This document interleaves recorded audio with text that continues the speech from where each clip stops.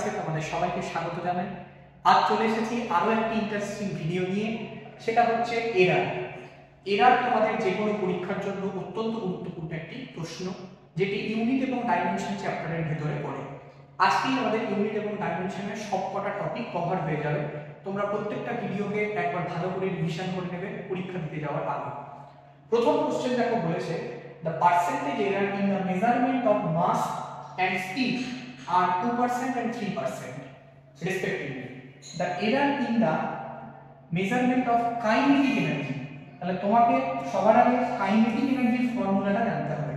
Kinetic energy মানে কত? Kinetic এনার্জিকে আমি যদি E K বলি, কাইনেটিক এনার্জি মানে হচ্ছে হাফ m v স্কয়ার। তাহলে হাফ m v স্কয়ার হচ্ছে কাইনেটিক এনার্জি।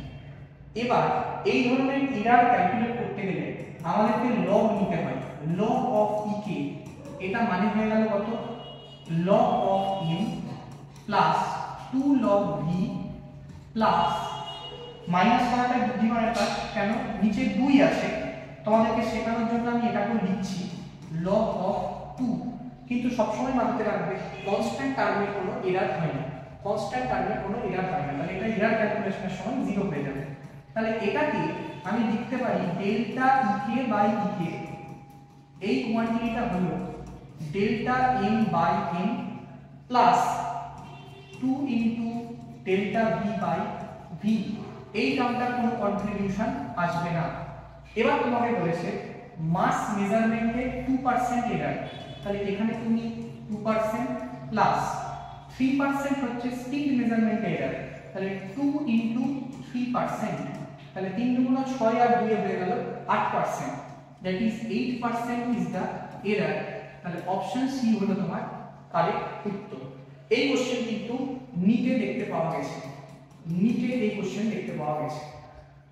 পরের কোশ্চেন নিয়ে আমরা আলোচনা করব।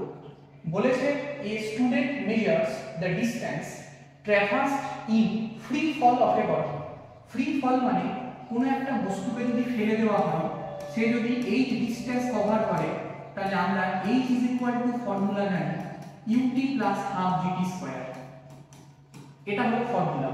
তোমাকে বলেছে দেখো, if the maximum percentage error in the measurement of distance and time e1 and e2, ছোট হাতে e1 আর e2, তাহলে তোমাকে ডিসটেন্স মেজারমেন্টের এরার বলে দিয়েছে। এবার বস্তুটার যদি ইনিশিয়াল ভেলোসিটি 0 হয়, কোশ্চেনে আরো একটা ডেটা ছিল যেটা এখানে নেই। ইনিশিয়াল ভেলোসিটি হচ্ছে 0, যখন পার্টিকেলটা ফ্রি ফল হচ্ছিল তখন তার ইনিশিয়াল ভেলোসিটি ছিল 0, অর্থাৎ u এর টার্মের কোনো কন্ট্রিবিউশন নাই, অর্থাৎ h মানে হাফ gt স্কয়ার। তাহলে এখান থেকে তোমাকে ক্যালকুলেট করতে হবে, কি বলেছে দেখো, find the same in the estimation of g, অর্থাৎ g মেজারমেন্টের এরার কত ক্যালকুলেট করতে হবে। তাহলে এখান থেকে g মানে কত? g মানে হলো 2h by p square, 2h by p square. তাহলে তুমি যদি লগ নিয়ে নাও, তাহলে লগ g সমান সমান কত হবে?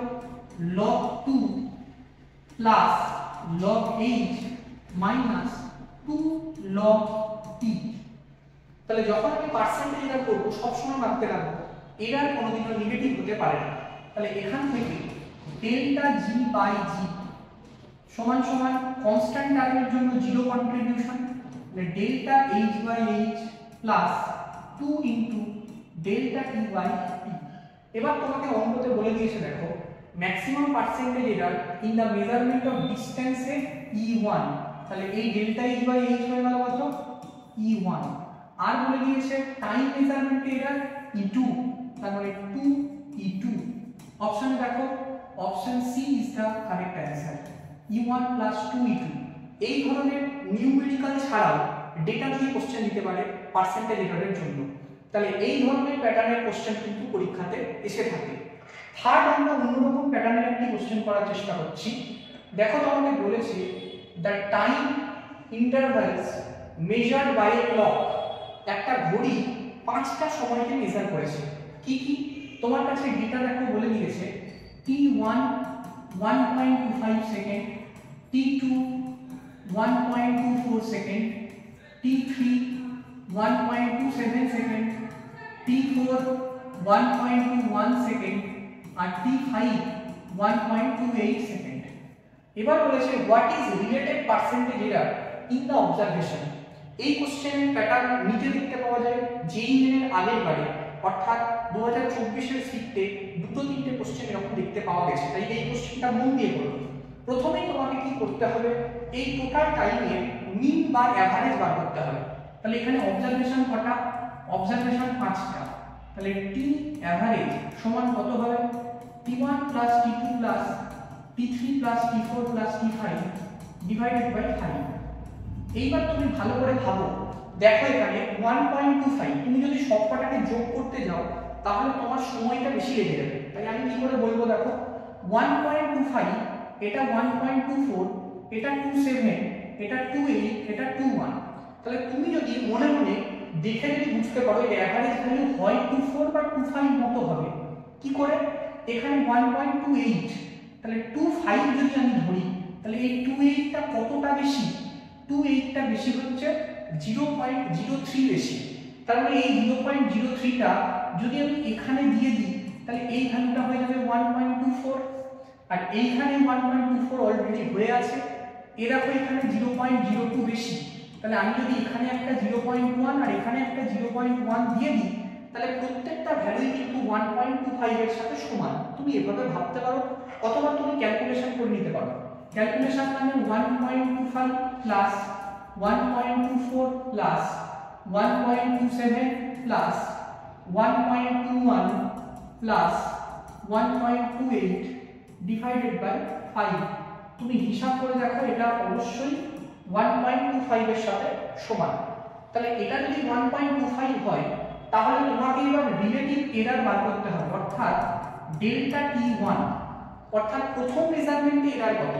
প্রথম মেজারমেন্ট 1.25 করা আছে, মিন হচ্ছে 1.25, তাহলে ডেল্টা T1 এর ফর্মুলা কি, T বার মাইনাস T1 এর মড, এটা হয়ে গেল 0। ডেল্টা T2 কত, দেখো খুব ভালো করে, 1.25 থেকে 1.24 কে বাদ দিতে হবে, 0.01। ডেল্টা T3 এর ভ্যালু কত, 1.27, তার মানে 1.25 থেকে 1.27 বাদ দিতে হবে, 0.02।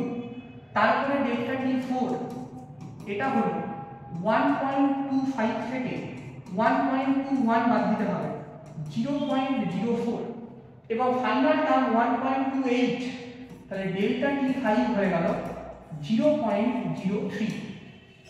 এই পাঁচটা টার্মের অ্যাভারেজ যেটা সেটাই হবে ওর টোটাল এরার। তাহলে এই পাঁচটা টার্মের অ্যাভারেজ কি করে করবে, দেখো এদিকে 0.03 পয়েন্টগুলোকে তুমি তুলে দিয়ে ভাবো, 3 4 3 7 2 9 একে 10, তার মানে টোটাল তুমি যেটা পেলে দ্যাট ইজ 0.10, মানে 10 হয়ে গেছে। 4 3 7 2 9 একে 10, তাকে যদি তুমি 5 দিয়ে ভাগ করো তাহলে এরার তুমি পেয়ে যাবে। তাহলে ইপসাইলের এরার সেটা হচ্ছে ডেল্টা টি কততে ডিভাইডেড বাই টি, এটা তোমাকে বার করতে হবে। তার মানে আলটিমেটলি তোমাকে এই ডেল্টা টি বার করার জন্য কি করতে হবে, তুমি পেয়েছো 0.10, কতগুলো অবজারভেশন, 5টা অবজারভেশন, আর তোমার টোটাল টি কত, টোটাল টি হচ্ছে 1.25। তার মানে এখান থেকে উপরের টার্মটা যদি তুমি করো তাহলে পাবে কত, 0.02 ডিভাইডেড বাই 1.25। এইটাকে তুমি যদি এবার হিসাব নিকাশ করো পার্সেন্টেজে বার করতে হবে, তাহলে ইপসাইলের ইনটু 100%, তাহলে তোমাকে 100 দিয়ে গুণ করতে হবে। তাহলে 100 দিয়ে গুণ করলে কত হবে, তুমি এখান থেকে দেখো 5 25 125, 4 25 100, তাহলে উপরে হয়ে গেল কত 8, নিচে হয়ে গেল 5, 5 একে 5 3 0, তার মানে 6, 1.6%। এটা হলো তোমার অ্যানসার। এই ধরনের প্রশ্ন কিন্তু অত্যন্ত গুরুত্বপূর্ণ পার্সেন্টেজ এরর প্রবলেম করার জন্য। কেমন লাগলো ভিডিওটা তোমরা কমেন্ট বক্সে জানাও। After all, thanks for watching.